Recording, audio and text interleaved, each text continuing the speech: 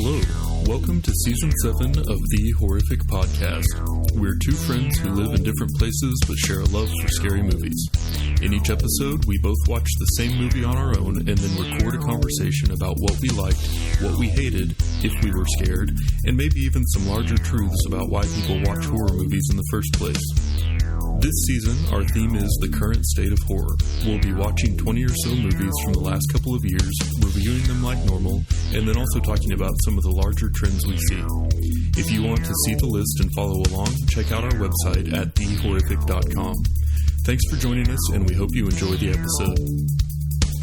I have to admit, I was super hyped for this movie when I first heard about it. Oh, yeah? Yeah, because I've mentioned several times that one of my favorite movies is Nightcrawler. Mm-hmm. And it isn't horror per se, so we haven't done an episode on it, but it's just really good. And it was written and directed by Dan Gilroy and stars Jake Gyllenhaal and Rene Russo. So when I heard that Dan Gilroy was writing and directing a horror movie for Netflix and that it was going to star Jake Gyllenhaal and Rene Russo, you can imagine my reaction. Excitement. Indeed. I don't feel that very often, so it was nice. Indubitably. Yes, that. So anyway, I had seen this movie before, and really? Yeah, I watched it like as soon as it was available. Yeah, and I liked it, but I didn't like it as much as Nightcrawler. And I feel like it does a lot of things well, but I think you need to watch it for what Dan Gilroy wants it to be, and not what I wanted it to be as a horror fan. So we've talked before about how with horror movies, they generally fall into one of two categories. Either the goal is sheer terror in the audience, or the goal is to tell or deliver a bigger message and use horror elements to do that in an impactful way. And I think this one kind of fell into that second category. Yeah, I can see that for sure. But anyway, I will do the introduction, and then you can do your fun facts, and then we'll get into it. Sounds bueno. In 2019, Netflix brought us Velvet Buzzsaw, an art horror film written and directed by Dan Gilroy. This movie stars Jake Gyllenhaal, Rene Russo, Toni Collette, and John Malkovich, and is set in the cutthroat world of high-end art. When the employee of a prominent art gallery discovers that her recently deceased neighbor was a talented artist with hundreds of unreleased works, she steals his paintings and sparks a frenzy as they skyrocket in popularity and value. Things turn dark, though, as those who profit off the artist's work begin to experience the same torment that motivated the creation of the paintings. This movie was made on a budget of around $21 million and was released on Netflix and in select theaters. Sounds good. What did you learn about this movie? Did you know that Dan Gilroy and Rene Russo are married? Oh, I didn't. Yep. Spouse, married 1992. Nice. So there's quite a few facts, a lot more than what I expected. But the facts, I didn't necessarily think the facts were that interesting. I mean, so it's like the movie's tone was influenced by Rosemary's Baby. Well, it's like, well, what horror movie isn't? You know what I mean? Mm-hmm. But one I did find really interesting. This was on Screen Rant. I found this on Screen Rant. So, have you ever heard about Superman Lives that was supposed to have Nicolas Cage? I hadn't until I started reading about this movie, and then I went down a rabbit hole. So, yes. Yeah, mine was when I watched an interview with Tim Burton talking about it. But anyway, so the one I found really interesting about this movie, I guess it's more so kind of about... Well, no, it's about this movie. So Dan Gilroy was one of the screenwriters on the movie. Yeah. For Superman Lives.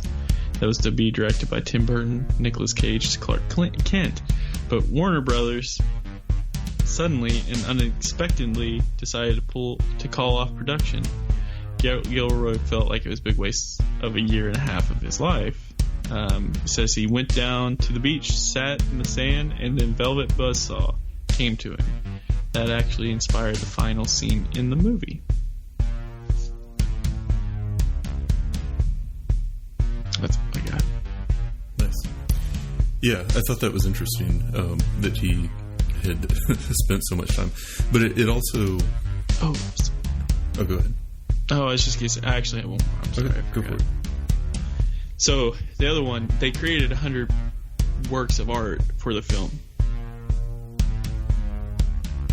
That were the ones she discovered? Yeah. So, it's fitting that in the movie about the modern art world, created a lot of work for modern artists due to all the paintings that were needed to decorate the set. According to writer-director Dan Gilroy, about 6 months before we started shooting, my art advisor who came on for the movie, David Hundley, and I started to create. It's over 100 pieces of original art. They fell in 2 categories. There's central deceased artist named Vetril Dees. We needed to create a body of work for him. And then we needed to create all the artwork that surrounded, Art Basel and galleries. And we hired artists to create original pieces of art. It was quite an undertaking. That was a big part of the film. Jim Bissell, our production designer, was deeply involved with it as well. Yep. Nice. So everybody kind of got a chance to do some art as well. Yeah. Surprised that I didn't get reached out. Right. I haven't ever seen my drawings. Yeah. You should mail him one. I'll do it. Yeah. No, that's interesting. And you were talking about with Dan Gilroy being on the beach and sort of coming off of that, feeling like he'd wasted a lot of time on the Superman script. I think that kind of goes back to what I was saying before about, like, you need to think about the movie the way that he does, not about, like, you going into it expecting a horror movie. Because I think that he had definitely a larger message with it, and it was almost like his reaction to those circumstances and the way that he feels about the art world, or not really just the art world, but like media in general, like creativity and business and all of that stuff. And so I feel like it kind of works better as almost like an allegory in that case than just a straight up horror, because there are some things in the movie, like the John Malkovich character, I feel like was kind of extraneous to most of the story, but I think it was probably also the character that the writer most like empathized with. Yeah. You know what I mean? And so I think that there was kind of more going on to it than just like picking it apart as a horror story. But it still did some cool stuff. Yeah. For sure. Now, all that said, this is kind of a pivot, but isn't it a weird concept? Like the idea of a $21 million movie made by and for a streaming service with like no intent to charge people to rent it or to do like a wide release in theaters. Is it strange that they did it for Netflix? Is that what you're saying? Well, just the idea that something could get that kind of budget behind it. Oh, yeah. You know what I mean? And like without sure. And we're going to try to make as much money as we can selling it, worldwide. Like no real box office earnings, no real way of measuring how successful it was, I guess, unless you're like counting how many people watched it at Netflix.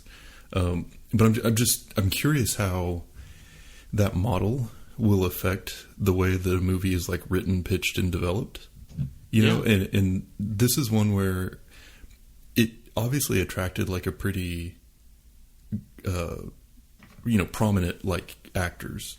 Yeah. It had a really, really kind of big name cast for a movie that didn't go to theaters. But I'm interested too with like, it was a really weird story and it was a really odd, just sort of strange movie all around, and I don't know that Hollywood would have gotten behind that, but I kind of feel like Netflix probably has less overhead for the distribution, so maybe they are willing to take more of a chance. I don't know. I'm curious to see as time goes on how things about like movie making in general change as we have more of these like non-Hollywood content creators that are putting large budgets behind movies. Yeah, and I think I mean, I think with what's all going around, what we're all experiencing right now as well with the virus could also play a part in this too. You know, movie theaters are closed down, so I'm sure that, you know, Netflix, Hulu, Prime, they have their pick of some movies that are probably going to be sold on through Netflix or, you know, one of those. Yeah. Which I think that'll play a part in it. But yeah, when you said it was $21 million which makes sense considering the cast and all that, but it was just like, oh wow, did not expect that for a Netflix film. Yeah. Yeah, for something that's just like a thing they give to all their subscribers. You know, that's the part that just seems weird to me. But yeah, I wonder if it'll lower like movie ticket prices too.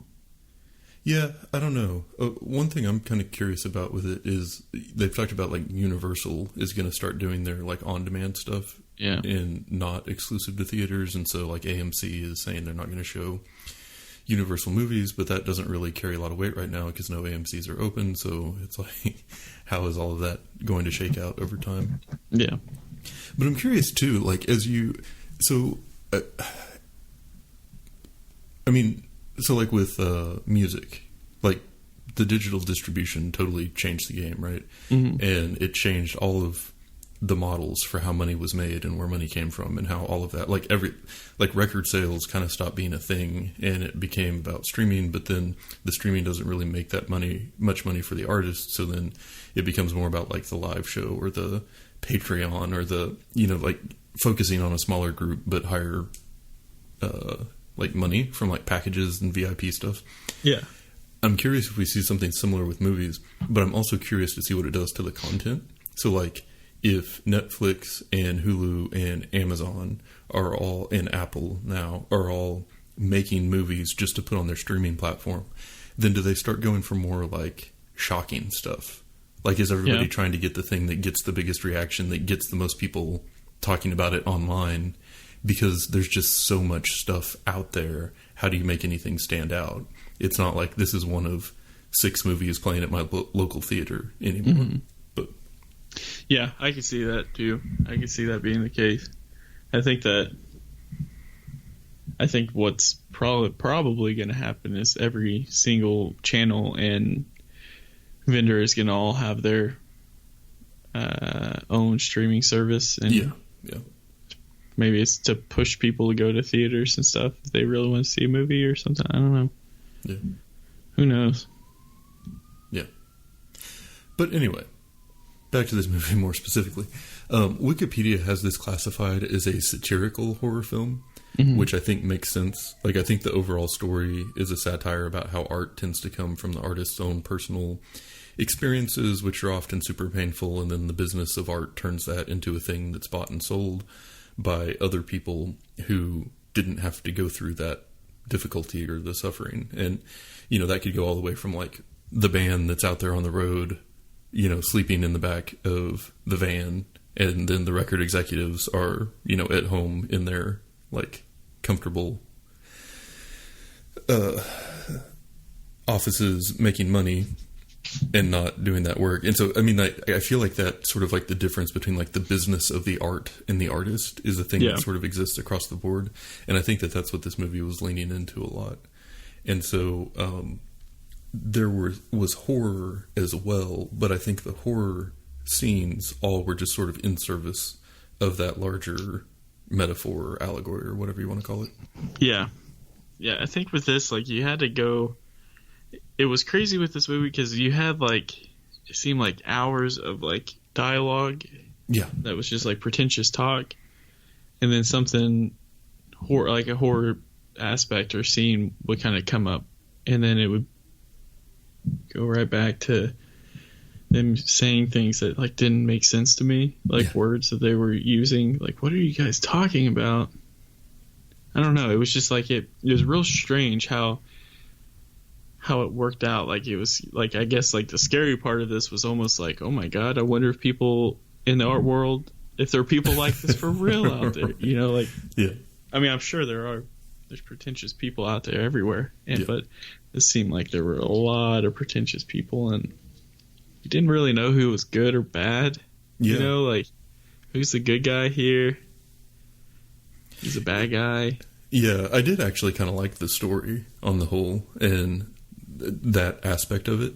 Yeah. Of like, you were never really sure who to feel good about. Mm-hmm. And in the end, the answer was kind of like, not really very many people. Right, yeah. But, yeah, and so in my notes I had that there were good horror scenes, but there was also a lot of space in between them and a lot of art talk that felt much less like they belonged in a horror movie. Yeah, so. Yeah. What my notes was so Katie was big into the TV show Ugly Betty, which I think is like an art thing or maybe a fashion thing. I don't know. But I was like, this is kind of like Ugly Betty, but with like scenes where people die. Nice. I haven't seen it, but I trust me, you don't need to. Yeah. But yeah, so we were kind of on a streak with our stereotypical horror movie intros the last few weeks, where it's like the overhead shot of the forest with like moody horror music behind it. Mm-hmm. And then this one opened with like paintings and orchestra music. It almost felt more like a mystery or like a noir crime drama or something. Mm-hmm. And then it really, like, it was really bright for a lot of the movie. It was like sunny. It was a lot of white. It was a lot of light. It just didn't have anything that felt horror. And at first, I remember the first time I watched it too, I was like, am I watching the right movie? Like, this doesn't match the name or anything. Like, what's going on? But then I guess that scene when Josefina was in the dead neighbor's apartment, and it finally started to feel like a horror movie. When it took a turn. Yeah, and it was dark, and they kind of had that moody stuff. And then it even, had the fake jump scare with the cat. Mm-hmm. And so they definitely, I think, like, leaned into horror for some of the scenes more than others. But it was just kind of like interspersed.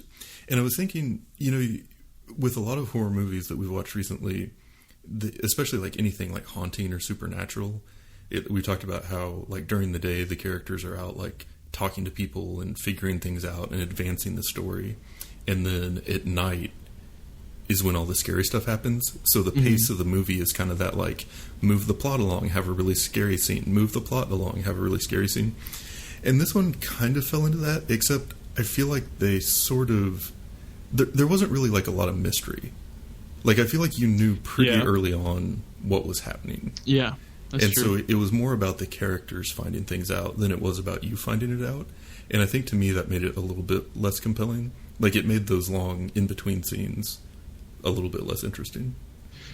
Yeah, I think, get to the scenes between the horror scenes, and like I was saying, I just would kind of get lost sometimes in like what we're talking about. Like, it didn't necessarily have anything to do with what was going on, and you realize like, okay, well, something shady is going on with, like, you work for me and you signed this clause saying that you can't whatever non-compete clause, and it's like, okay, but what does that mean? Like, this guy still has paintings and she has paint. It was just like, I don't.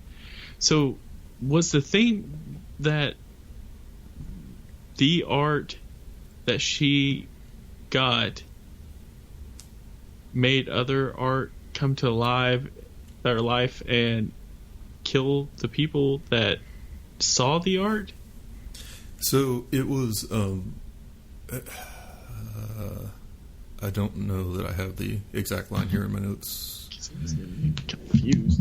But there was definitely a line about everyone who had profited off of the guy's art was being punished.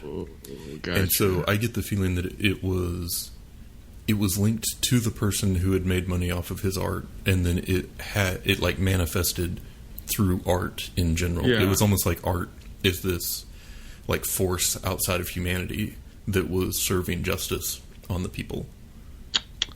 Gotcha. Okay. But they definitely didn't go into that. Like, they didn't go into the mechanics of it. They didn't really have a lot of explanation for what was happening. There was no like trying to stop it or anything. It was just, this is what's happening, now watch it play out. So like I said, it didn't really feel like there was much investigation or anything. But and in general, something that bothered me about this movie, I feel like all of the plot points were just kind of explained. Mm-hmm. Like, a person would just tell another person, like, oh yeah, Deese was in a mental hospital. The paintings are cursed somehow, and everyone who profited from them is dying. Yeah. Like, you kind of knew very early on what was going on, but there was no like, slow roll of that. It was never, like, a flashback. It was just, like, I ask a question, and I get exactly the answer in a very succinct format. Yeah. So, it's, I don't know. But again, that is a very efficient way of moving the story along, I guess. Yeah, yeah. There was a scene where, I guess, like, the private investigator was talking about, like, Deese, and that was like, oh, okay, this is, that was like another, I guess, kind of turning point where you're like, oh, this is super dark. Like, he was in a mental institution and all that. Which that scene, I was glad to have that scene, especially because it kind of broke up some of the other talk that was going on. But it was like, for me, it was like trying to figure out, like, okay, well, why is this art come to life and this isn't, and why didn't it kill the painter? Yeah. And then you find out that it was like painted with blood. Mm-hmm. It was weird. Yeah. There were some pretty good scenes. Yeah. Oh, yeah, for sure. The sphere scene was my favorite. Yeah, that was really good. You know what? All the death scenes would remind me of, what's the movie where they die? Final What's the movie where they die? Yeah. Yep. I knew you knew where I was going. I do. Exactly. Final Destination. It really reminded me of Final Destination. Yeah. Like the death scenes. Yeah, I can see like that it for all sure. Came into place by like items. So like, the sphere killed her, and like how that came to life, and like the flame in the truck for the guy who was driving all the paintings. Yeah, it was crazy. Yeah, and then so for most of the movie though, like even in the sphere scene, which I thought was awesome, and I loved the follow up where they thought she was part of the exhibit. Yeah. So they just opened the gallery, and those kids were like walking through the puddles of blood and stuff. That was so dark. Mm-hmm. But like with that one, I didn't really. It happened so quickly that there wasn't like a lot of buildup or a lot of like fear or that like anxiety that you get that you're kind of chasing when you're watching a horror movie. Yeah. The one place I did get that though was towards the end when they had almost like 3 storylines at once.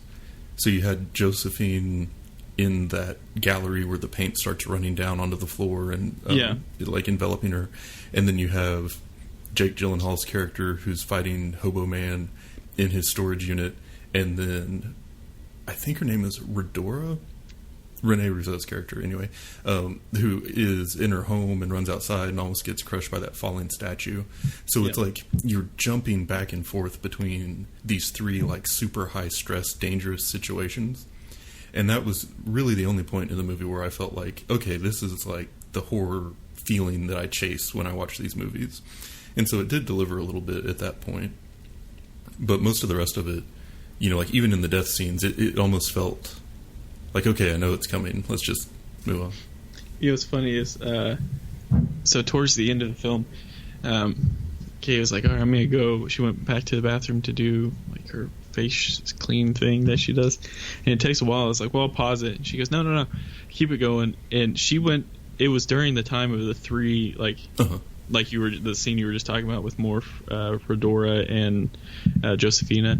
And she comes back right before Redora gets the buzzsaw on her neck before that happens, and she goes, "All right, what happened?" And asking me to catch her up, and I was like, "Well, Morph's dead." And then Josephine is, just went through it, and she's like, "What did I miss?" And I was like, "Yeah, you picked a bad time to go back there." Yeah, that was good. Like I didn't enjoy the death scene, but I'm telling you, like that Hobo Man. It was creepy. Me out. Yeah, for sure. It definitely gave me the chills. What's funny about this movie and what I definitely enjoy like a good humor and like some humor that that I also understand. So like when I think whoever the guy was that always had the AirPods in his ears was going to talk to John Malkovich. Mm-hmm. They go upstairs, and there's trash bags on the floor, and he goes up and kind of kneels down, and he's like, it's beautiful. And John Malkovich like, that's garbage is what he said. Yeah. I was like, oh, that's great. That's exactly what I'm like when I go to art, art thing with Katie. It's like, I don't know what I'm looking at here. Yeah. But yeah, well, and you had mentioned it there too, that kind of the big climax of the movie was the Velvet Buzzsaw tattoo on Redora's neck after she has rid her house of all art so that she will be safe and not attacked. Is the saw tattoo like starts spinning, and then she dies from that in a crazy way. And I feel like the whole story, like I feel like that was probably like everything was just leading up to that ending. I feel like that may have been one of the things that was written first on like, this would be a badass ending scene to this story, and it was. But I can see that for sure, because I think the thing is like the scene where right before that was going to happen to her. It's shot from like above and goes down, and like you see that tattoo, and even Katie mentioned, she goes, oh, the tattoo, and I was like, oh, that's how she dies. That's very cool way, or like interesting concept, because it's art that's tattooed on you. And I mean, I think with this movie, it was like I would have trouble between like the long periods of like, even like the beginning before she finds the painting. I think it was like 30 minutes or 40 minutes. So I was like, man, this is this the thing? Because I think Netflix has it categorized under comedy. Oh, really? Strange, yeah. I think it was Netflix. Maybe it was iTunes or Apple or something. Because we always watch the trailer before we do the film to see if Katie wants to watch it or not. And it was something to say comedy, so I was like, man, if this is even a comedy, I don't know if this is actual comedy, because I'm having trouble getting some humor here. But yeah, that was it was definitely interesting. It was almost like a black comedy in a way. Yeah, for sure. There was like lines where like, what was funny also is we were watching it, and like I was saying, so Katie will watch there's like a fashion competition show that she'll watch, which I can't remember what the name of it is, but it's a really big one that she watches. And like, I'm watching like this movie, and it's like, oh my god, like this is like scenes from that show she watches, the fashion show. Like just hearing how they talk. Like there's a scene where Jake Gyllenhaal is walking, and he's talking. I can't even remember who it was. It may have been Josephina, but he says, "Corn silk looks good, so good on you." And, and I thought to myself, like, corn silk. And then Katie chimed in. She goes, he means cream. Like that's a pretentious way of saying that's cream. And I was like, oh, okay. Like she caught it. And it was weird. Yeah, I thought he killed that role. I thought he was absolutely perfect for it. I realized that he, from the very beginning, like the very first scene, like where he's like, I was watching like his facial, like how he was, it was like he was that character. It was, I was watching, I was like, Jesus, like he is playing this to a T, like how he moves his arm and how like, look at you, and just like, he can get so bitchy too, and I loved it. Like, he got very sassy for sure. There's that. It's towards the beginning, and he's standing there talking. I can't remember if it was to Redora or Toni Collette's character, but there's like this guy that comes over to say hello, and he's just like, and just like turns his back. Like cracked me up.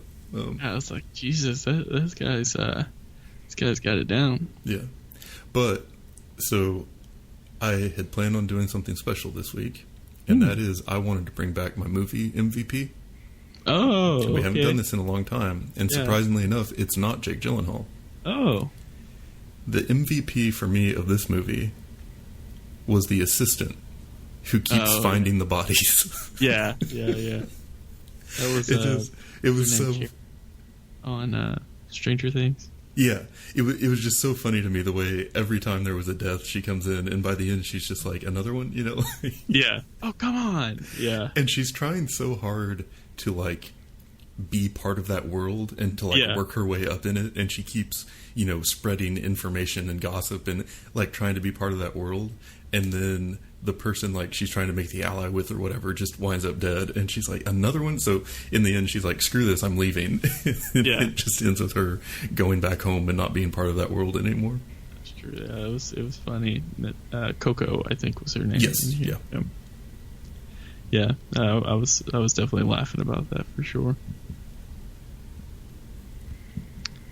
Yeah, it was a strange. This one's definitely strange, and I think it's not hit or miss, but I think it'll be. I think some will see it as horror, and some will be confused by it for sure. It was a very unique movie.